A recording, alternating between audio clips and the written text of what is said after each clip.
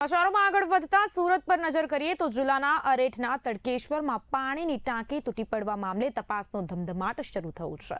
ઘટના સ્થળેથી મટીરીયલના સેમ્પલો એફએસએલ તેમજ ગાંધીનગર વિજિલન્સ ટીમ દ્વારા લેવામાં આવ્યા।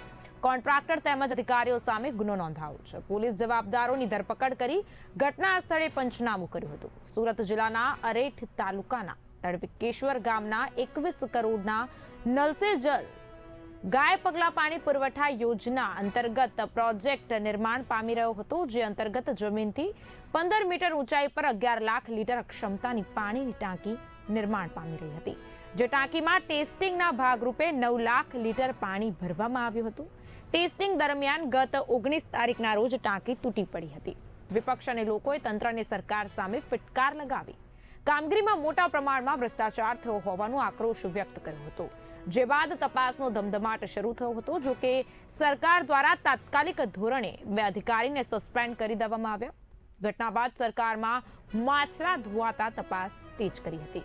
Gandhinagar research team, vigilance team, FSL team દ્વારા સેમ્પલો લેવામાં આવ્યા હતા।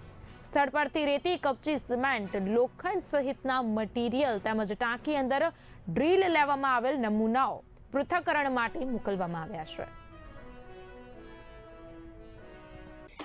જો જે સરકારી પદ્ધતિ મુજબ જે ટેન્ડર થતા હોય છે અને ટેન્ડરની અંદર અલગ અલગ કંપની એપ્લાય કરતી હોય છે અને એપ્લાય કર્યા બાદ જે વ્યાજબી જણાય આવે અને એને જે ટેન્ડર લાગે એ ટેન્ડરમાં જે સિલેક્ટ થાય એ મુજબ આની અંદર જે 2 કંપનીનો જોઈન્ટ વેન્ચર છે, મેં આપને જે કીધું એ મુજબ જયંતિ સુપર કન્સ્ટ્રક્શન્સ પ્રાઇવેટ લિમિટેડ અને જે બાબુલાલ અંબાલાલની પેઢી છે એમને સિલેક્ટ થયેલું અને એમનું મોનિટરિંગ કરવાનું કામ જે છે કન્સલ્ટન્સી કંપનીનું, એ કન્સલ્ટન્સી કંપનીએ મોનિટરિંગ યોગ્ય રીતે કર્યું નથી, એટલે જે તે એજન્સીઓ જે છે કંપની જે છે એની સાથે આ એજન્સીનું મેળાપીપણું છે અને એ લોકો યોગ્ય કામ કરવાની જવાબદારી, આખરી જે જવાબદારી છે એ જે તે મતલબ ગુજરાત પાણી પુરવઠા બોર્ડના જે ડેપ્યુટી એન્જિનિયર અને એક્ઝિક્યુટિવ એન્જિનિયર છે એમની રહે છે, તો એમને પણ એમની કામગીરીની અંદર, એમની ફરજની અંદર નિષ્કાળજી દાખવેલ છે અને બેદરકારી દાખવેલ છે।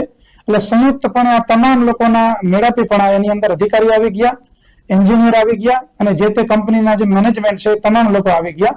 અને એ સિવાય પણ આ તપાસની અંદર અમે બિલકુલ બાંધછોડ કરવાના નથી। ડિટેલમાં ચેકલિસ્ટ બનાવેલ છે, તમામ વૈજ્ઞાનિક પુરાવા એકઠા કરેલ છે। આની અંદર અમે એફએસએલની, એસવીએનઆઈટીની, ગુજરાત એન્જિનિયરિંગ રિસર્ચ ઇન્સ્ટિટ્યૂટની તમામ ટેકનિકલ મદદ લઈ રહ્યા છીએ અને બિલકુલ વૈજ્ઞાનિક ઢબે તપાસ થાય અને તમામ પુરાવા મેળવી અને નામદાર કોર્ટમાં ચાર્જશીટ દાખલ કરવામાં આવશે અને કોઈ પણ આરોપી આ જે ગુનાહિત કૃત્ય છે, ખૂબ ગંભીર ગુનાહિત કૃત્ય છે, એની અંદર કોઈ પણ વ્યક્તિ સંકળાયેલો હશે તો એને બક્ષવામાં નહીં આવે। બીએનએસની કલમો હેઠળ જે